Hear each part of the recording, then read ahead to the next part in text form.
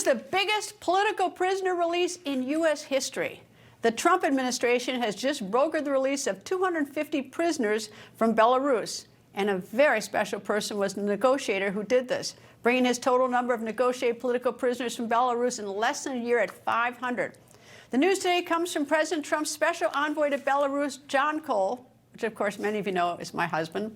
Special Envoy Coale posted this picture with some of the freed prisoners at the Lithuania-Belarus border. Needless to say, these newly released prisoners are on cloud nine. They never thought this day would come.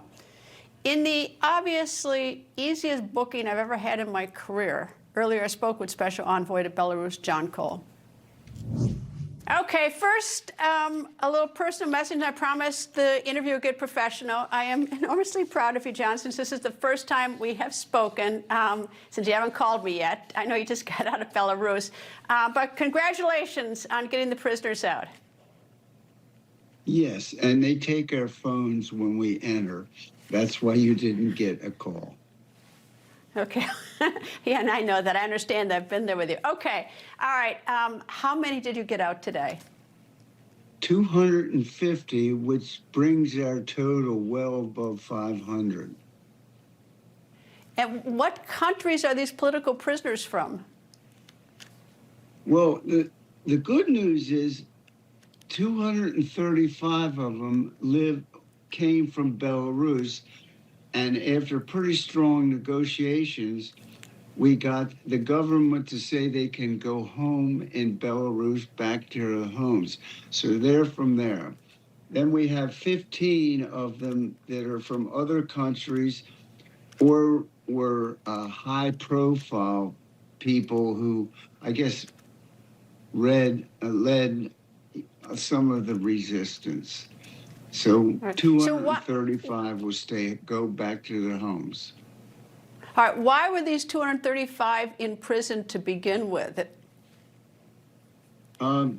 Political crimes in 2020 and on, things like demonstrating or going against the election of 2020 and furthermore.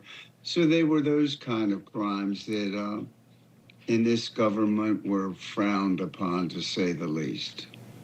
Okay, you say this government, the person you've been dealing with is the president of the country, President Lukashenko. How was he today?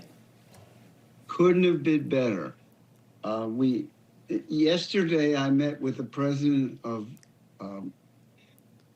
Lithuania and the prime minister of Lithuania.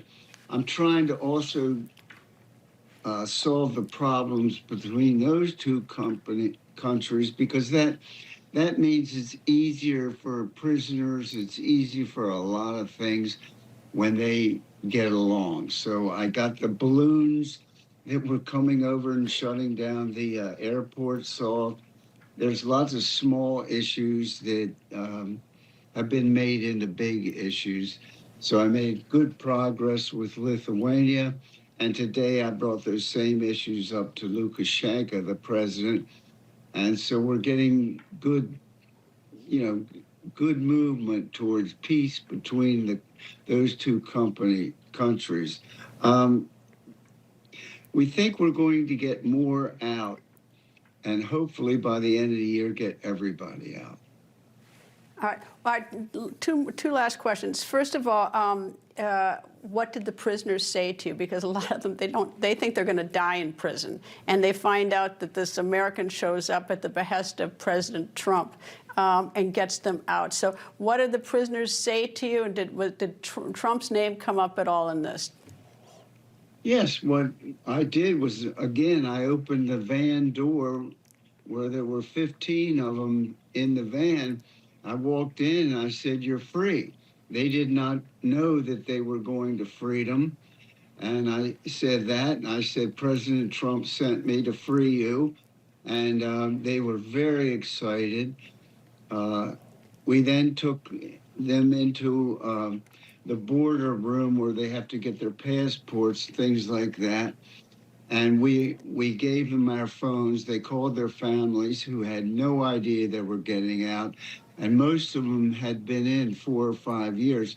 So I'm sitting there while some of them are calling their families, and their families are hysterical. They're just so thrilled with what's happening.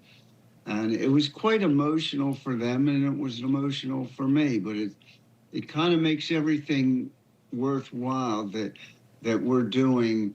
And President Trump is, President Trump has pretty much given me free rein to do what I want on this issue, and then I report to him, and so far he's been fine with it, because it helps the world see that we're not just at war, we're not doing this, we're also a very compassionate people, and we believe in human rights and humanitarian projects, and this is what that is.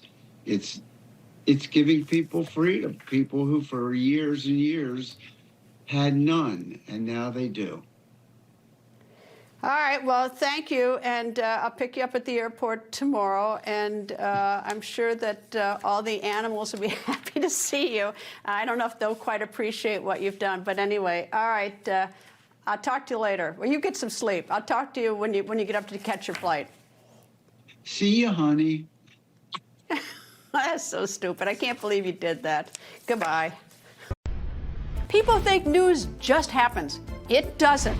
It happens because there's someone there to capture the moment, to explain it and share it. That's my job. I go where news breaks and give you the facts. Join me for The Record on Newsmax.